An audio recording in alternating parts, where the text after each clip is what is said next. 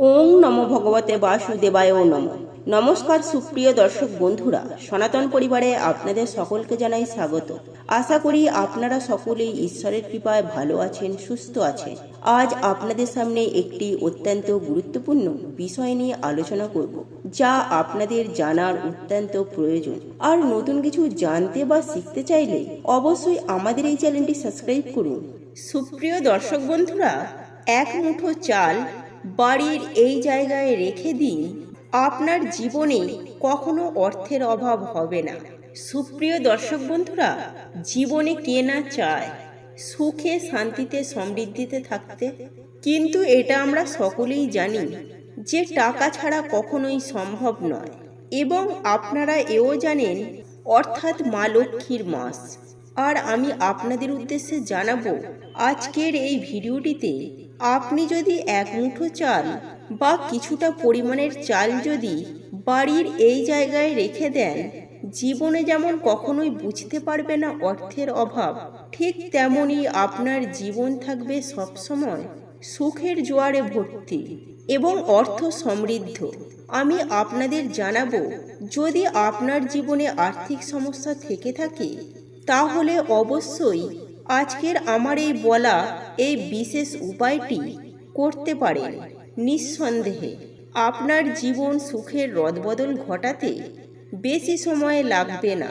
তাই কোন সেই কাজ কিভাবে করবেন, সমস্ত কিছুই আজকের এই ভিডিওটিতে সম্পূর্ণ জানিয়ে দেব। আর এই প্রসঙ্গে বিস্তারিত জানতে ভিডিওটি স্কিপ না করে মনোযোগ সহকারে শেষ পর্যন্ত দেখতে থাকুন। আর ভিডিওটি দেখে কোনোরূপ উপকৃত হলে অবশ্যই একটি লাইক করবেন এবং আপনজনদের সাথে শেয়ার করবেন, যাতে ওনারাও দেখে উপকৃত হন। আর যারা সনাতন পরিবারে নতুন হয়ে আছেন, তারা অবশ্যই আমাদের এই চ্যানেলটি সাবস্ক্রাইব করুন এবং পাশে থাকা বেল বাটনটি প্রেস করুন এরূপ নিত্য নতুন ভিডিও সবার আগে দেখার জন্য। তাহলে চলুন বন্ধুরা, আর সময় নষ্ট না করে ভিডিওর মূল পর্বে প্রবেশ করা যাক। সুপ্রিয় দর্শক বন্ধুরা, মা লক্ষ্মীর মাস। হ্যাঁ বন্ধুরা, এবং আপনারা সকলেই জানেন, মা লক্ষ্মী যেমন ধনসম্পদের দেবী, অর্থাৎ মা লক্ষ্মী যেমন আমাদের অর্থ দেয়, ঠিক তেমনি আমাদের জীবনে সুখ, শান্তি, সমৃদ্ধি কিন্তু ফেরায়। তাই আমি আপনাদের উদ্দেশ্যে জানাবো, জীবনে যদি কখনো অর্থের অভাব বুঝতে পারেন, যদি আপনার জীবনে এসে থাকে, তাহলে অবশ্যই আজ আমার বলা এই বিশেষ কাজটি করুন। নিশ্চিত সুফল আপনার জন্যে অপেক্ষা করবেই করবে। এখন প্রশ্ন হলো, আমাদের জীবনে কেন অর্থের অভাব বা অর্থকষ্ট আসে?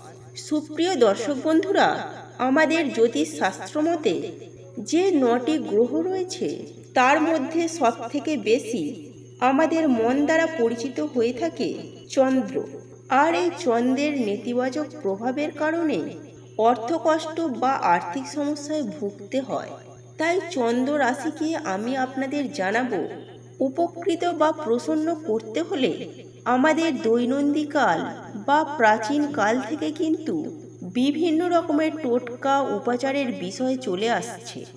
আর আপনি যদি হিন্দু সনাতন ধর্মের বিভিন্ন টোটকা উপায়ের উপর বিশ্বাস রেখে থাকেন, তাহলে অবশ্যই আজ আমার বলা এই কাজটি করতে পারেন।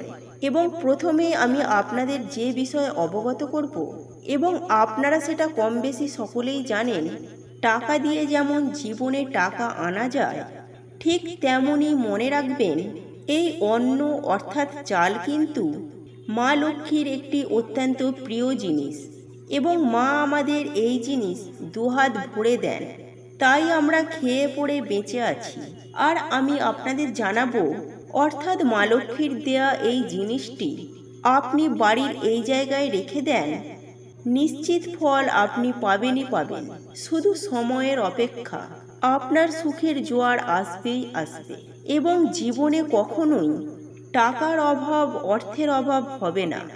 সুপ্রিয় দর্শক বন্ধুরা, প্রথমে যে বিষয়টি আপনাদের কাছে অবগত করব, সেটি হলো 21টি চাল আপনি প্রথমে নেবেন, এবং সেটি একটি হলুদ কাপড়ে মুড়ে আপনারা আপনার যে মানি ব্যাগ আছে বা আপনার যে পার্স রয়েছে, সেই পার্সে রেখে দিতে পারেন।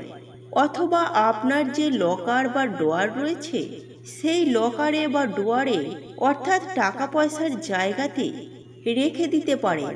এতে কিন্তু আপনার জীবনে যেমন আর্থিক সমৃদ্ধি ঘটবে, ঠিক তেমনি পারিবারিক আয় উন্নতিও বৃদ্ধি হয়। তাই এই জিনিসটি কিন্তু অবশ্যই করতে পারেন।